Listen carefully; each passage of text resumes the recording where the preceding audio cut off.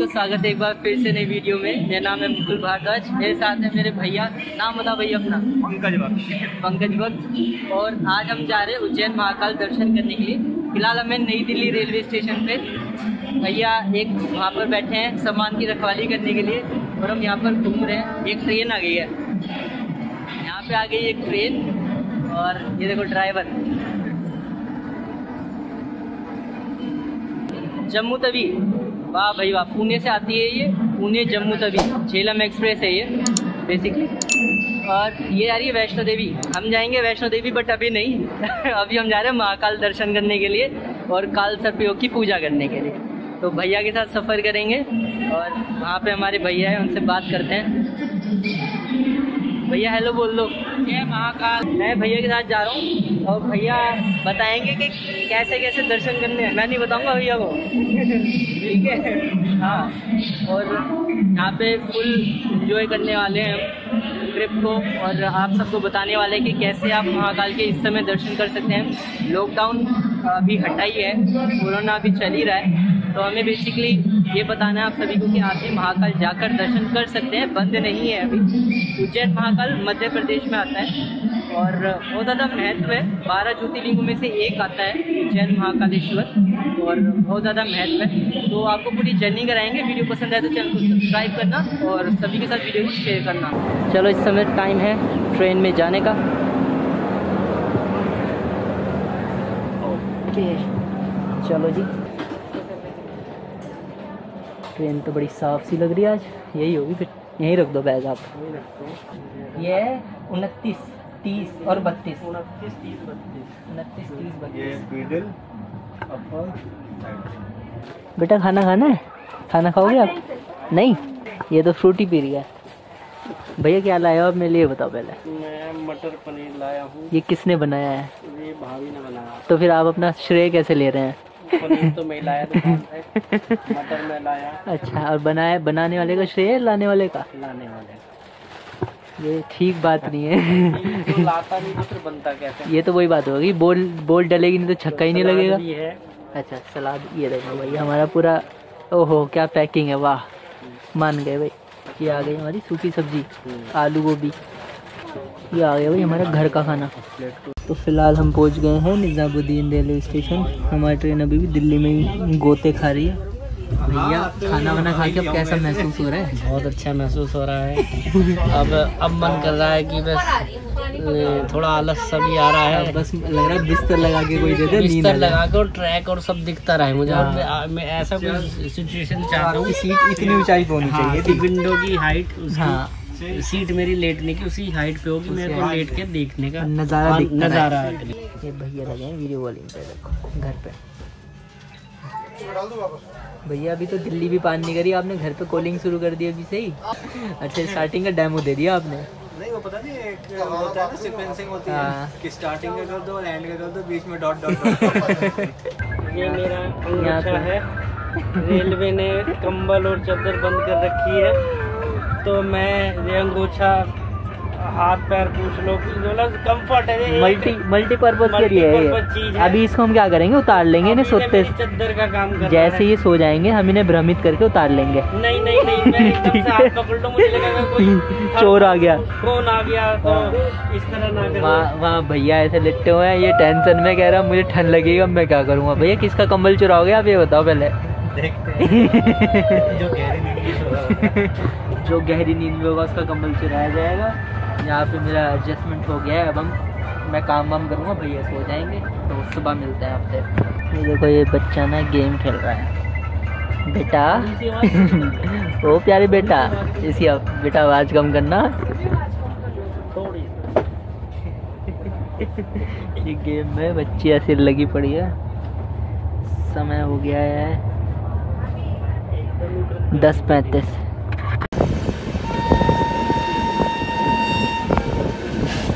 उज्जैन महाकालेश्वर दर्शन करने के लिए हम उज्जैन रेलवे स्टेशन पर पहुंच गए हैं। रेलवे स्टेशन से महाकालेश्वर का अद्भुत मंदिर मात्र 1.5 किलोमीटर दूर ही रह जाता है। उज्जैन रेलवे स्टेशन से बाहर निकलते ही आपको ऑटो की सुविधाएं मिल जाती है। प्रति ऑटो की दर से आपको 50 रुपए किराया देना होगा, जिसमें एक ऑटो में लगभग 4 लोग बैठ जाते हैं। वैसे किराया 10 रुपए प्रति व्यक्ति की दर से होता है। ऑटो आपको महाकालेश्वर मंदिर के पास में या फिर आपके होटल के पास में छोड़ देता है।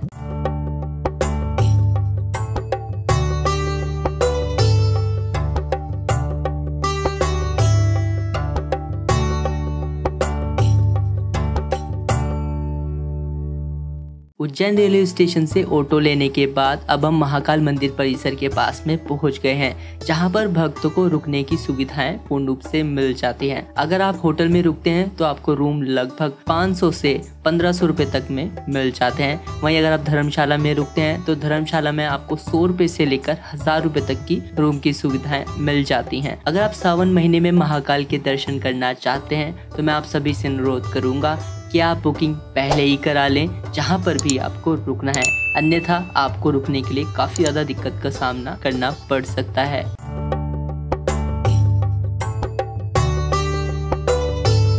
तो गाइस अभी होटल से नीचे जा रहे हैं हम। होटल में आके हमने स्टे किया, बैग रखा, फ्रेश हो गए और अब कालसर्प योग की पूजा होनी है।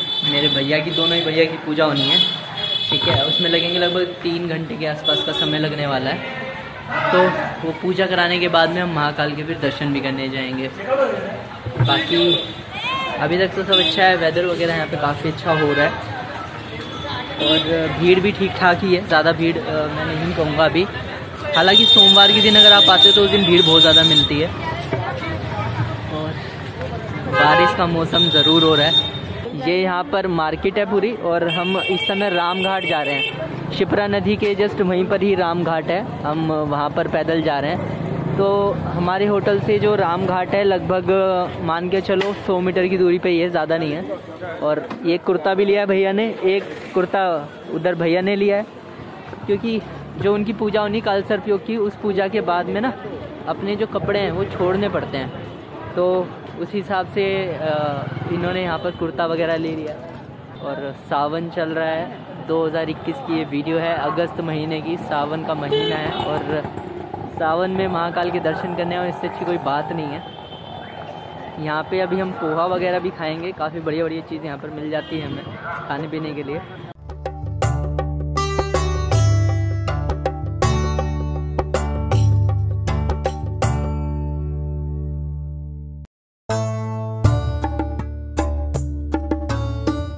तो यहाँ पर फिलहाल मैं उज्जैन में शिप्रा नदी पर हूँ, जहाँ पर राम घाट है और ये सबसे मेन घाट यहाँ पर माना जाता है। अभी कुछ पता लगा है कि कुछ लोग यहाँ पर डूब गए हैं कुछ ही दिन पहले और बस यही है कि लोग थोड़ा लापरवाही दिखाते हैं, तो उनके साथ दुर्घटना होना भी कोई बड़ी बात नहीं है। जब लोग लापरवाही करेंगे तो ऐसा हो सकता है।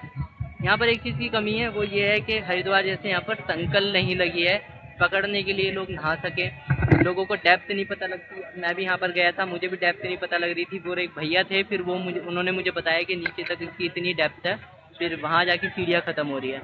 तो थोड़ा सा यहाँ पर प्रशासन को करना चाहिए।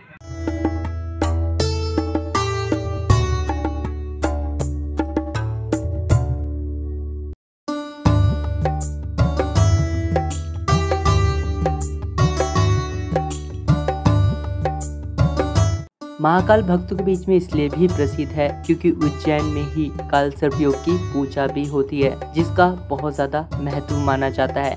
अगर आप भी कालसर्प योग की पूजा कराना चाहते हैं तो स्क्रीन पर दिए गए नंबर पर संपर्क कर सकते हैं। 10 दिशाओं को प्रणाम कर लीजिएगा। ओम अक्षर पंत दे भूताय भूता भूमि जंतताय भूता गुणकर्ता रश्यन शंतु शुभा गया अक्रामंत भूतानि विसाचा सर्वतो दिशम सर्वेषां रोधेना पूजा कर्म समारंभे भगवान धरो मना। जय देव श्री लाल चढ़ायो अच्छा गजमुखो तोंडिल लाल विराजे सदमये हर को हाथ लिए गुड़ लड्डू साई सुरवर को महिमा कहीं न जाए लागत मुकद को। जय देव जय देव।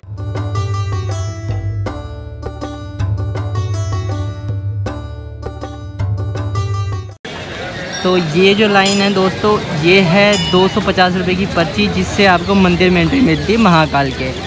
इसमें जाने का कोई फ़ायदा नहीं है, मैं सच बता रहा हूँ। आप गलती से भी 200 रुपये की 250 रुपये की जो पर्ची है बिल्कुल भी मत लेना। 250 रुपये की पर्ची सामने लिखी है, सीधा जाओ, वो जो लाइन जा रही है और वो उसमें कोई भीड़ नहीं होती है, ठीक है। तो ये जो 250 रुपये की पर्ची है ये वेस्टेज ऑफ मनी है, इसको गलती से भी खर्च मत करना। मैं आप सभी से अनुरोध करता हूँ कि 250 रुपये की पर्ची लेनी ही नहीं है। तो फ़िलहाल अभी हम जा रहे हैं महाकाल के दर्शन करने के लिए। भैया साथ में हैं, यहाँ पर भैया हैं। तो हम नॉर्मल एंट्री से हम दर्शन करने के लिए जा रहे हैं। 250 रुपये वाली जो एंट्री थी हम उससे नहीं जा रहे, क्योंकि खाली पड़ा है। और मंदिर में दर्शन करने का मज़ा तभी है जब थोड़ा सा कष्ट हो, तो थोड़ा बहुत चलेंगे तभी तो लगेगा मंदिर में गए हैं, ठीक है। तो इसलिए हम नॉर्मल वाली एंट्री से जा रहे हैं, VIP एंट्री से नहीं जा रहे हैं। और अभी अगर आप मंडे के अलावा आ रहे हो तो मैं सजेस्ट भी नहीं करूँगा कि आप 250 रुपये वाली पर्ची लो, कोई ज़रूरत नहीं है, क्योंकि आगे जाके जो लाइन है दोनों मर्ज हो जाती हैं। और थोड़ा सा बस 50-60 मीटर चलना पड़ रहा है, उसके बाद हम लाइन के अंदर जा सकते हैं। और अगर पॉसिबल हो पाया तो मैं आपको दर्शन कराने की कोशिश करूँगा। फ़िलहाल महाकाल उज्जैन में कोरोना काल में अगस्त महीने में मैं आया हूँ, सावन महीने में आया हूँ, और आपको मैं सारी अपडेट देने वाला हूँ। अगर आप महाकाल आना चाहते हैं तो ज़रूर आपको हर एक अपडेट चैनल पर मिल पाएगी। और अभी फ़िलहाल हम एंट्री करने वाले हैं, दिखाता हूँ मैं आपको।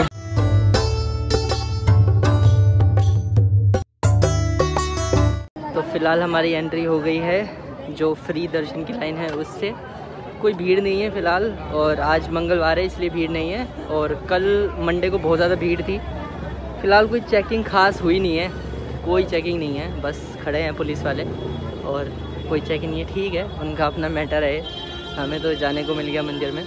अब यहाँ से लगभग वही 50 से 100 मीटर हमें चलना है, और उसके बाद फिर हम मंदिर में एंट्री कर पाएंगे।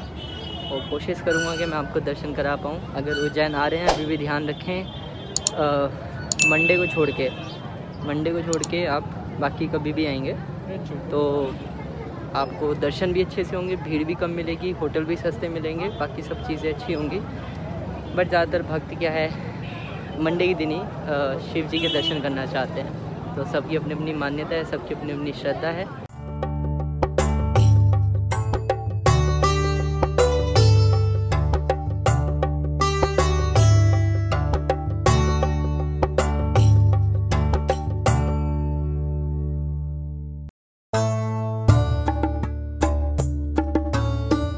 तो आप सभी ये जो जगह देख रहे हैं, इस जगह पे होती है रोज़ाना भस्म आरती सुबह, जहाँ पे भगवान शिव जी का श्रृंगार होता है। यहाँ पर आप उनकी रोज़ाना आरती देख सकते हैं। यहाँ पर होती है भस्म आरती।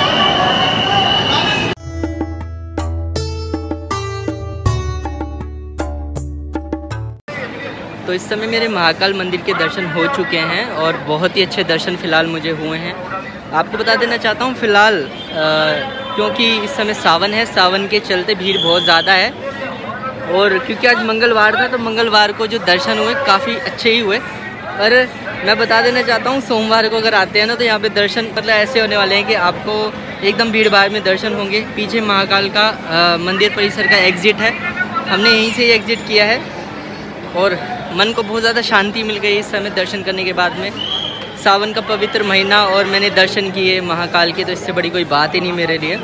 और अभी मैं आपको कुछ मंदिरों के दर्शन कराऊंगा जो कि यहाँ पर ही स्थित हैं, और फिर हम आगे बढ़ते हैं।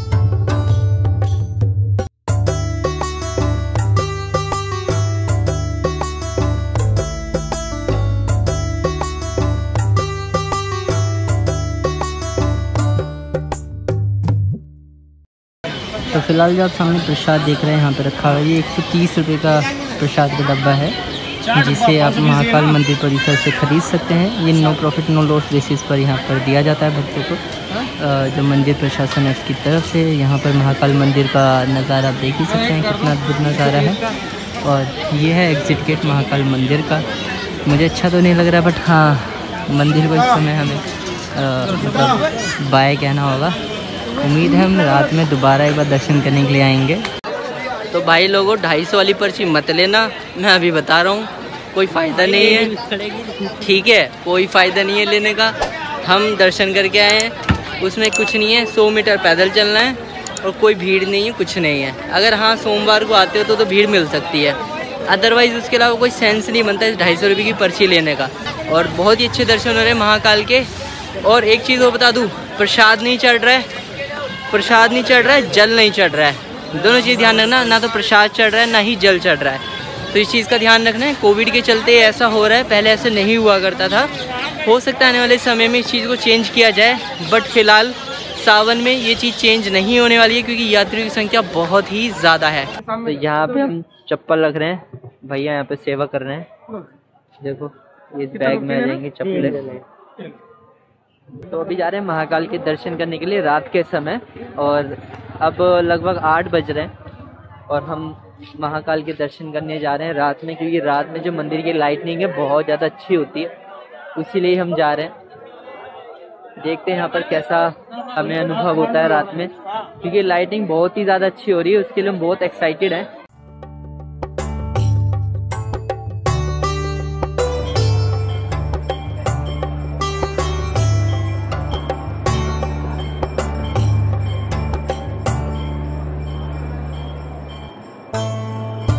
रात के समय महाकालेश्वर दर्शन करने के बाद हमें सुकून मिला, साथ ही आरती लेने का आनंद भी प्राप्त हुआ, जो कि कहीं न कहीं हमारे लिए बहुत ही सौभाग्य की बात थी।